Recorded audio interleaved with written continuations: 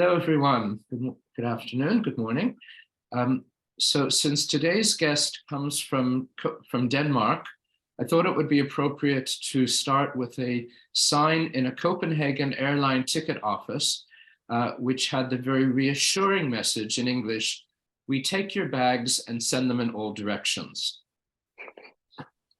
Just as one would want to fly with an airline like that. So today's guest is Christine Gouchault. Christine has led and grown sales organizations in global companies and scale-ups and has over 15 years experience with human resources, sales, and leadership. In 2018, she built an inside US and EU sales team for Chemtech, specialized in automated cell counters. And during COVID, she turned around the company's sales in the EU that grew by 57%. She's held other positions, including owning a recruitment agency in Paris, and most recently with MasterCard, overseeing their customer success processes within the open banking sector. Perhaps more importantly, Christine has created a community for self-employed women in Denmark. She is the author of Business Mom, where she gives concise advice to women on how to succeed as a business owner while raising their families. Christine holds a master's degree in communications and is a certified business coach. She lives in Denmark, north of Copenhagen, with her French husband and their 4 kids, and speaks at least 7 languages. Welcome, Christine. Glad if you could join us today. Thank you, and thank you for inviting me. You just made me laugh with your little intro about the airport sending the luggage in different directions. Yes. I think it's so interesting, you know, companies make these signs and it seems, obviously it seems correct, but when you read it again, then obviously one recognizes the mistake. Yeah, I remember I lived in Copenhagen in this big building where we obviously had an elevator, and there's a lot of foreign people living there, but I was wondering what they thought when they used the elevator, because when it was moving, it says moving, but in Danish, but in English that translates to I fart. And what does it mean in Danish? Moving? It's just, it's moving, it's going up or going down, so yeah. Oh, that's so interesting. I think IKEA, you know, the Swedish furniture company, brought in it was imported to the United States, a cart. I think it had 2 levels with wheels on the bottom, and it was mobile. And it was something, so they used the Danish or the Swedish name for it, and it was something, again, like I fart. And that did not quite translate properly into English. So when they realized that, I guess they changed the name, but it always impresses me how very large companies think that they know what they're doing in international business, and they make some very simple mistake that no one seems to catch, and they look like idiots, frankly. And it's just amazing to me that the larger the companies, the more arrogant in a way they become. They just think they know it all and don't bother to check anything with native speakers. So it's very interesting in that way. So you've written a book called Business Mom, which, by the way, for Americans or in American English is Business Mom, M-O-M, and Business Mom, which is about how to succeed as a business owner while raising a family. So I know this is a cause that is very dear to you. And I'm wondering if you could give us some major points that you present in the book. Yeah, so I'll give you, I'd say, the 4 most important. The first one is that actually what I wanted to get through when writing this book, that it's everyone can do it. It's a matter of being resourceful rather than having resources. So how to use your circumstances to your own advantage rather than thinking that you need something in particular to go ahead and do it. And the way I've illustrated that in my book is they always say, show, don't tell. So I invited or interviewed 10 different Danish businesswomen on how they built their business while raising a family, and taking 10 very different examples. So one was like really young and like 8 months pregnant and going for VC funding and asking for millions. Another one started her business when she was 45 and had 5 kids. Some of them have been single moms, divorced, or having partners that work a lot. But just to say, so it doesn't matter what education you have or if you're married or if whatever, it's more about how you use the situation you're in and you use your own strength to succeed that will make you succeed. So that's like the key, I'd say the key message of the book. But then I built it into 3 major areas that you need to master to succeed. Whereas the first one is your mindset, because owning your own business and being an entrepreneur is like a really an emotional roller coaster and a really intense growth journey. So mastering your mindset and knowing how to handle all the ups and downs is a really big one. Otherwise, that will be a big blocker for you if you can't handle setback and have a, I'd say, positive view on that and look for other opportunities. The second thing I have in the book is about strategy and mainly sales, because most people can get a good idea. They might even execute to some extent on it, but then selling and getting customers, if you don't do that, it's not a business.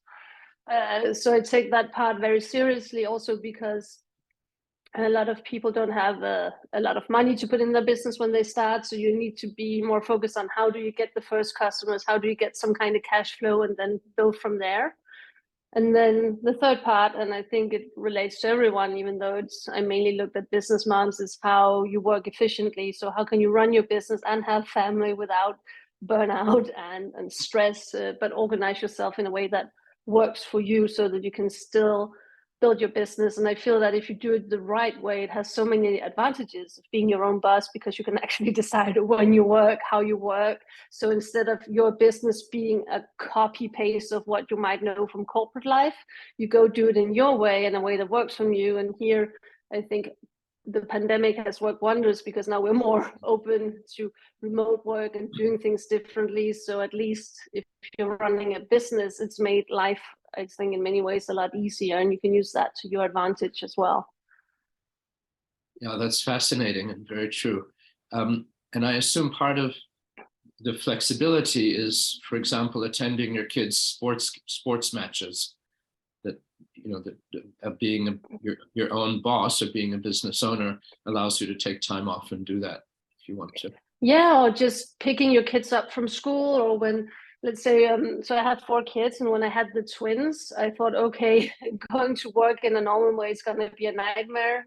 I knew that with 1 kid, 1 baby, I didn't get a lot of sleep. So maybe having 2, being awake in different hours, I'm like, how can I go out and meet clients? And so I'm like, I restructured my business. I learned about online marketing and thought, okay, I can do webinars, newsletters, Facebook ads, and then I'll do online coaching at least until I get my sleep back. But I could kind of pivot my business a bit so that it worked for me, and use the new tools that were available with online marketing that we didn't have maybe 20 years ago, but then we had 10 years ago. Yeah, that's very true. Very, very wise. I presume that running a business and raising children at the same time is much easier when childcare is abundant and affordable, or if the families can afford to hire a nanny. I know a woman in this country, in the United States, who I think she's got like 7 or 9 children, some of them may be adopted, and she always looks amazingly young and refreshed and so forth. And I assume she has a nanny, because otherwise it seems impossible.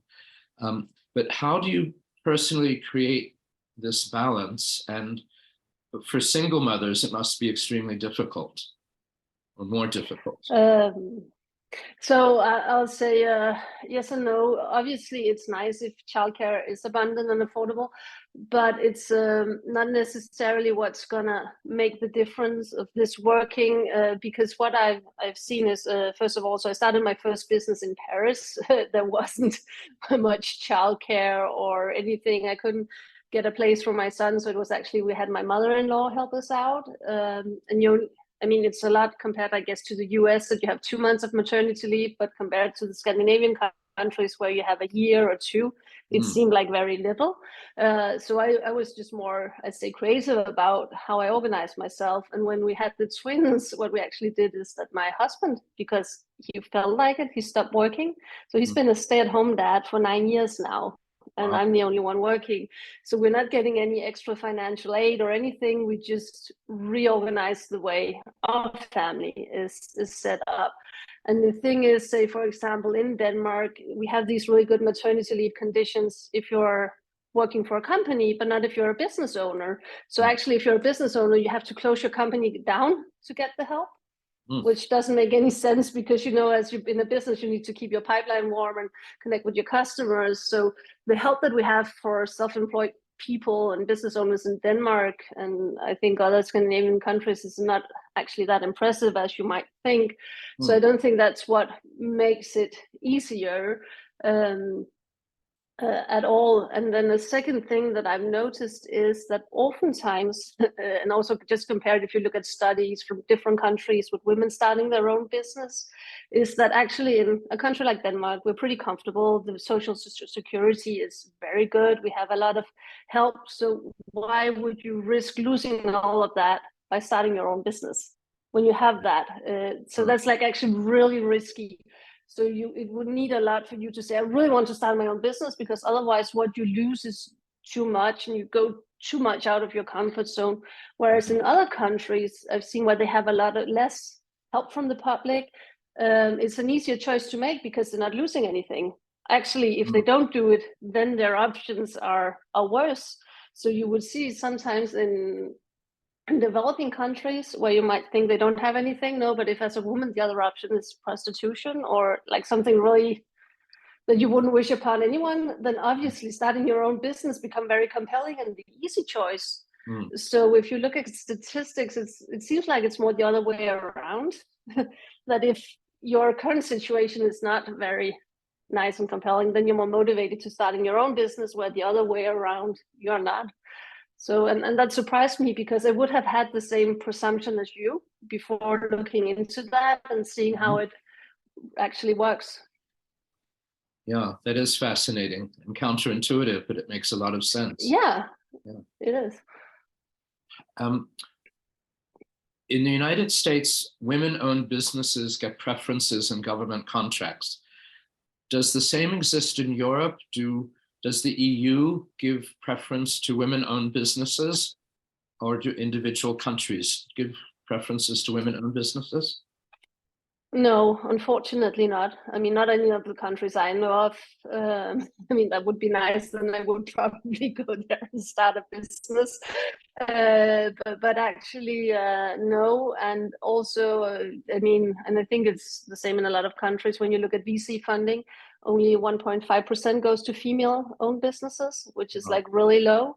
And so a lot of people, at least here in Denmark, have tried to raise attention on that. And this year, 2023 is the first year where the government has it on their agenda, not female business owners, but diversity in entrepreneurship. And they've set aside like $40 million over a longer period. So, I mean, 40 million for a country is not a lot to set aside for this purpose, but at least it's on the agenda. So we're moving forward. But there's really very little support to female business owners. And that's also why I, back in the day, started the community for Danish business owners and women, because it felt like if you weren't a man, and they just wouldn't take you seriously. And if you then at the same time said you had kids, they're like, oh, that's a hobby, that's a project, go take care of your family. And just like, no, that's not true. And I was just so frustrated with it. So I just thought, okay, I'll start my own if it doesn't exist. And the crazy part of that is that there's been made studies that show that actually companies with a female founder performs like 63% better than all male founding teams. And there's been different of these research studies published in, say, for example, Forbes. So you can go search there if not anywhere else on the internet. And otherwise, or mixed founding companies, but it's actually better than having just all male. So the whole diversity is a very good investment, but for some reason, we're still not very progressive in that part, and it's still very male dominated. Yeah, it's very true and very interesting. Again, these statistics are shocking. in a way to know Yeah, very. the lack of But we have a nice campaign that just started recently here in Denmark. I think it's some private organization, but they're trying to promote the fact that actually female-led companies is the new blue oceans for investors to invest in. Mm. So, and trying to turn it into like more of a positive and have people have that look. So it's not like because you have just to do it for equality, but it's actually good business. They give a better return on investment. It says also very good for workplace, more inclusive, nicer place to work. Obviously, I'm generalizing, so don't hear me as saying that male-led companies are bad, because I don't want to have that on me, but just to say that there are many ways of doing things, and we should have more diversity in that area. Yes, definitely. Out of curiosity, does the EU or do governments give preferences to minority-owned businesses, or is it the same situation? It's more or less the same. I think where you've seen a big change, I'd say unfortunately, but at least it's good that they do it. They try to help Ukrainian business owners due to the war that started last year, because obviously they're coming to all of the European countries and we want to help them. And so in that way, there are a lot of initiatives to help, at least in this time period, Ukrainian business owners, and help them get on their feet in the new countries that they migrate to. Well, that will certainly create a backlash, I'm sure, because if they're helping Ukrainians, why are they not helping the Syrian and Afghan entrepreneurs that came before them? So. Yeah, but I think unfortunately they see themselves more in the Ukrainian because of cultural similarities, yes, and it's really sad. And I actually know that I have a friend of mine, a woman who's French that lives here in Denmark, and her company, what she does is she helps foreigners get a bank account in Denmark so that they can start their own business. And she would help all the Syrians and Afghans and everything so that they can get approved just to have a bank account to start their own business here if they want to like drive a taxi, Uber, or have a restaurant or whatever. And she helps them with that because there's no government initiative. Very interesting. Speaking of businesses in general, during your career, you've mainly been in Europe and building teams of many nationalities. What are some ways in which this is easy, and what difficulties have you faced, especially regarding communication styles across cultures? So if we start with the easy part, obviously most people speak English, so that helps that everybody can speak the same language to some extent. And then also everything that's come with internet, globalization, digitization, that just makes it easier for everyone to work together and communicate across countries and have access to the same technology. Obviously, that's a huge help compared to just, I don't know, 10, 20 years back. I think that helps a lot on a lot of the procedures and that part of communication. But then what's, I'd say, difficult is probably more, I don't know if it's difficult as such, but it's the cultural differences that you need to take into consideration. So even though we speak the same language, we will interpret what's being said in different ways. So you need to be aware of that and communicate differently to probably the different teams. So in one of the companies I was in, I had in charge of the European sales team. And even though overall same strategy, using the same CRM, going for the same customer segments, I would still work with them differently due to different cultures, both in the way that I communicated with them, but also in the way that we interacted with the customers in the different countries, just to adapt that approach. Could you give us some examples? Yeah, so actually one of the companies was, it was during COVID. I don't know if that was much important, but at least that was a good time to see, could we do things differently since we had COVID and couldn't work as we used to do. And we found that for the UK market, it worked really well that they offered free product training for all the customers because they had time and they would run these sessions and have all the clients come in and grow that way around. Whereas in the Scandinavian countries, we're still, I think, because small countries, we're still pretty accessible by the phone. So the sales team there would mainly just be on the phone calling the customers, because in Denmark and Scandinavia, you go to a company webpage, you would have the phone number and email of the CEO and all the other decision makers. So it's just really easy to call. Whereas in other countries, I mean, don't even bother picking up the phone, right? And then, say in France, they were very efficient on social media, on LinkedIn, and generating leads that way. So we just had like really different approaches to what worked, even though it's, as I said, same company, same target group of clients. And then obviously also the way I communicated with the teams would be different, just because sometimes you have different sense of humor. And I noticed one day I had just had a team with the Nordics team, where obviously we're probably quite similar and joking about stuff. And I continued on that team, that same sense of humor with the UK team. And then suddenly it was just like all quiet. I'm like, okay, well, moving on to the next topic. And you just realize, okay, it's not the same culture here. It's not working. So there are definitely things that, I mean, you notice that thing was okay. The worst thing I think is if you're not aware and then you offend people unintentionally. I think that's the worst if that happens. But most other mistakes you can laugh about. And I think people today in global companies are pretty open and aware that we have differences, so they don't think they take things too seriously in that matter. They would rather ask, okay, I don't understand that, or why do you say that, and then give you a chance to explain. Because even though you say I was running the European sales team, we still had like a person from Colombia, from Brazil, from India, from China. So it was still very international, even though we were only catering to the European customers.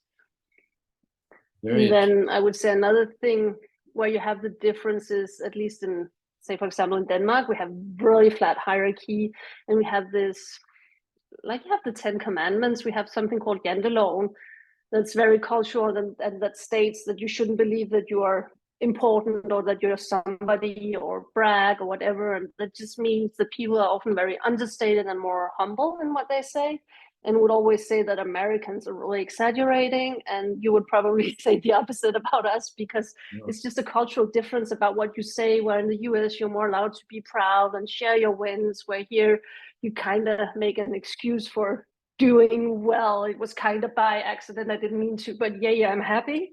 Well, so this is just like a difference in cultures, how you communicate it. And so in Denmark, everybody wants to be involved and make their own initiatives, where you have other cultures also where they would expect that you more give directives, tell them to do step by step, and a different kind of hierarchy. So also that you have to take into consideration depending on what culture you're dealing with. Yeah, very interesting. Yes, the US is a very, I would say, a braggadocious culture. I personally don't like it because I've lived in Asia and elsewhere in the world, and I had to adapt to it again when I returned. But yeah, here resumes and bios are very self-promoting, and when foreigners come here, they're not used to that at all, and they have to be pulled in a way, kicking and screaming, to talk about your wins, talk about how your achievements and so forth. And it's culturally very difficult. And I can understand that. I don't like it myself. I read about myself and say, oh, did I really do that? Is that me? That's Yeah, and I guess it depends on what business you're in, but I think if you are an entrepreneur and business owner, I think it's good if you have the more American way, because you need that to be seen, to get noticed, to get through. I think in those cases it's really helpful. Yeah. I know that you've dealt with India, and you also mentioned China. I assume the communication styles there are very different within the companies you've worked. How could you describe those? How could I describe it? But first of all, we had different people to handle the different markets that would know the different cultures to make sure that they communicate correctly. Because what I often see is, otherwise you might have like senior management who think, okay, if everybody speaks English, why can't we just copy paste what we're doing? But then if you go down into the details, there's so much in the cultural way of behaving that you can't. And that's why we would hire people that would know a given market to handle it. And then adapt our communication in that way. And I think one of the things that was funny that I noticed in one of the companies before COVID, we did sales training, and we would have everyone flown into the headquarters in Denmark. And it was mainly for the European sales team, but then we had a colleague from India and we had a colleague from the US that were there and that were leading the different markets in sales. And we said, okay, but then let's all join and we'll do this together. It would just be fun to see what everybody else was doing. And the purpose that they were doing kind of role play. So someone was being the customer, and then obviously salespeople being salespeople, and see how would you approach it and what would you say. And in Europe, it was pretty similar how they did, and the guy from the US would do somewhat the same, but as you say, maybe bragging a bit more and being a bit more proud in his way of going about it. And then we came to the guy from India doing his presentation, and it was just so different because he was so much more, instead of asking questions and trying to find out, so what are your needs, and if you get that result, would you then do that?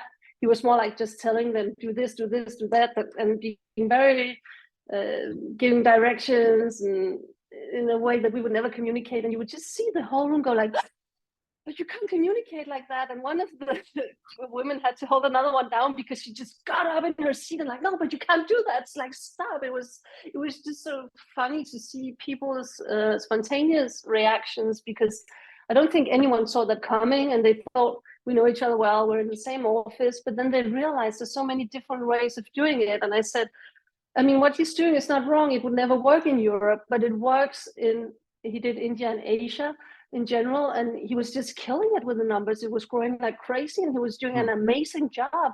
But for the European team and also for the guy in the US, they're just like really shocked as, can you do it like that?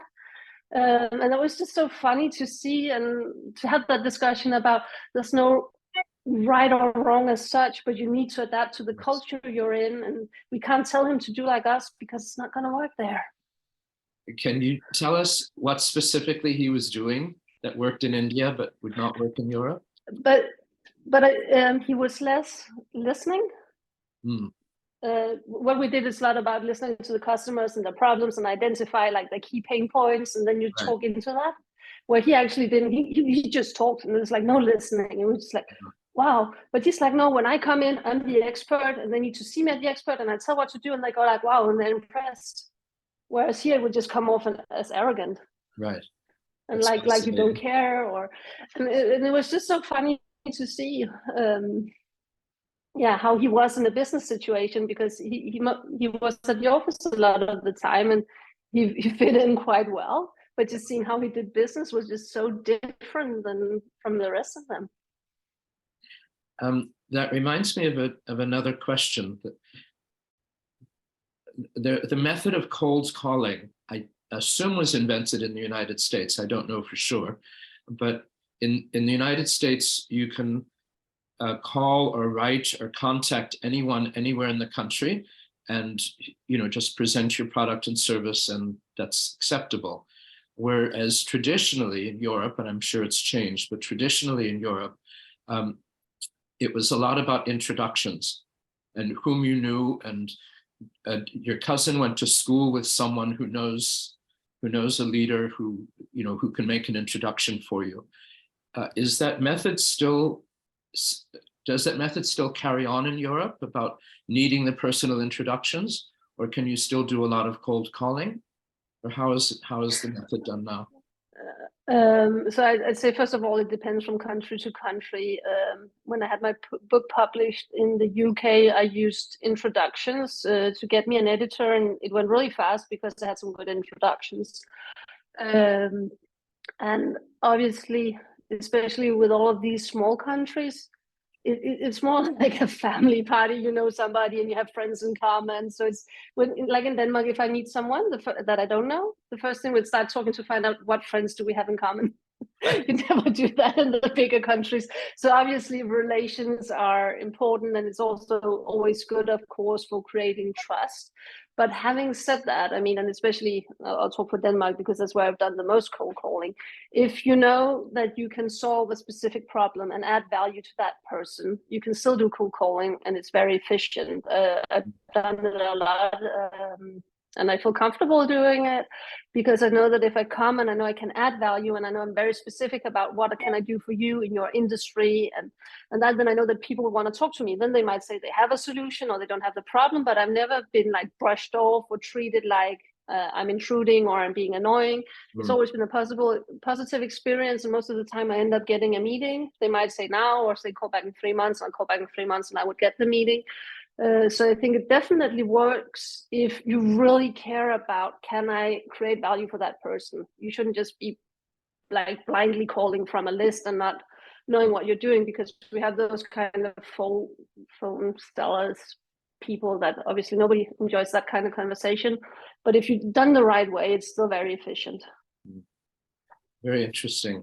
And that leads to another question about business expansion from when you've worked in, in other companies. Do you determine? Let me change that. Is there a way that you determine whether to expand? Is it by market share or ROI, or you want to introduce a new product across many countries, or do you have other criteria by which you determine whether to expand? I think obviously, first of all, it depends on what kind of company you're in, how much money do they have, how big a player are they already in a market, because you need to have an approach that would match that. So say if you have a startup scale up, then sometimes the strategy would just be you need to get market shares, be really aggressive. It doesn't even matter if we lose money, so to speak. We just need to get out there fast, and we'll get more investors, and then in 10 years or in 5 years, we'll look for it actually to create profit. But that's like an aggressive strategy, and you just need to show that you can go out and get a lot of customers or a lot of users, and then you go that way around. And then like the other company I was in, Chemomatic, with the cell counters, they're more of an established company in many countries and doing well. So it was more looking into, first of all, how do we improve what we do, and how can we upsell to existing customers or sell new products to existing customers? Because obviously in sales, it's a lot about trust and people knowing you. So it's always, always, always a lot easier to sell something new to an existing customer and do that kind of upsell than going into a new market. You need it's a lot bigger investment going into a new market. So if you don't have the money to do that investment of going into a new market, I would always look to say, what can we sell on top of what we're doing to the existing customer base? And also if you're, I'd say, but what for partnerships, I've always done, if you're especially a smaller company, but also bigger, saying, who could I work with that serve the same target group or audience, but we're not competing? And then let's do something together, because then if they can introduce you to their clients, it just goes a lot faster, because by them introducing you, that will create some of the initial trust that you're being introduced, you don't come out of nowhere, and so forth. So if you can do these kind of things, obviously it's very efficient. And I think if you want to go into new markets, because a lot of people just want to know, how many countries are you in? And it's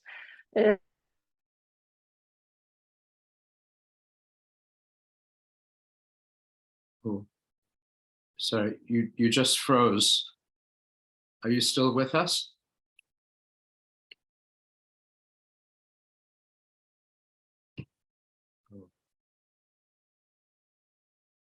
Christine, are you still with us?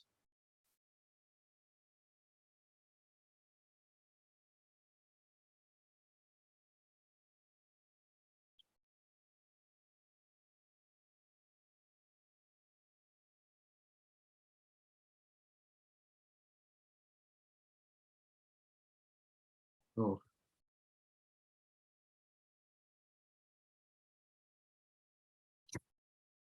I'm Yeah. sorry, the connection just dropped. Yes, I was just wondering if you were still with us, so that's okay. Good. Where did I fall off? So you were saying, the last words you said were, how many countries are you in? Yeah, and just that you need to be aware of that every time you go into a new market, you need a considerable investment, because whatever market you're getting exposed to, they need to get to know you. So you need to build that kind of brand awareness and trust. And obviously, if you sell pens that cost, I don't know, $1, it's easier because you don't need a lot of trust to buy a pen. Either you'll just not come back, or if you give a discount, you'll buy it. But when we talk to more like B2B sales, big investments, you need to build all of that. So it's just a lot of hard work every time you go into a new market, and there might be something like very specific. I helped a US company going into Europe, and they thought, oh, we could just copy paste the American way. It's all working very well. And you go like, yeah, but in Europe we have GDPR, so how we handle data. So all data has to be stored in Europe. So if you're storing it all in the US or in India, no go. For some of the bigger countries, I know, like in France, you need everything in French. So if you have all the contracts in English, it's not gonna cut it, even though they understand it. I know I worked for, I had Novartis, the big pharmaceutical company, as a customer once, and it's just like part of their operational procedures. They need it in French, and they need the user guides to be in French, so that if they get the product, it's not a matter of misunderstanding the English translation. Everything should be in their language. And so there's just a lot of things you need to know when you go into a new country, and you can't just presume that because we all speak English and we have access to the internet, that you can just copy paste it. Yes, very true. Is there anything else you'd like to add before we close? Before we close. Oh. What would that be? Just that I enjoy the whole international aspect, and I think it's good also for diversity, even though you stay in your own market, to have people from other countries and ages and whatever in that team, because it just brings a lot to the way you work, instead of being stuck in your way and one way. And I think we need it more and more as we go forward, and the world is becoming more global and smaller. Yeah, very excellent. Let me ask you one more question again before we close, and that's about your individual coaching practice. Do you find that nationalities respond in different ways, or are the issues that you raise purely individualistic? I would say it's mainly individual, but then you still have some cultural things, as I said, where in Denmark we don't brag. So if I coach entrepreneurs and they're being very humble, you really need to work on being able to say, I can create this value for you, I can do this, and without them feeling that they are crossing so many boundaries and being more or less violated by doing it. So there will be stuff that's, I'd say, still kind of cultural, because we have that here, and you wouldn't have that in America. And they'll go like, you say, go do that, they would do it, and they would probably have done it because it's part of the culture. So that might be something else you would work on. So you have something that are cultural, and then a lot of things individual. I mean, you know that, you know, a lot of people in the US, you're all different. Right. So we can't just generalize and say we're all the same, but obviously there are things that are, I'd say, human nature that you can work with and use, and that are pretty universal. Very good. Well, thank you so much. It's been a wonderful pleasure to get your really extraordinary insights into European and Asian and many other kinds of business cultures, because you've worked in so many companies across so many nationalities. So thank you so much for joining us. Well, you're welcome. It's been a pleasure being able to share my knowledge. So thank you for having me.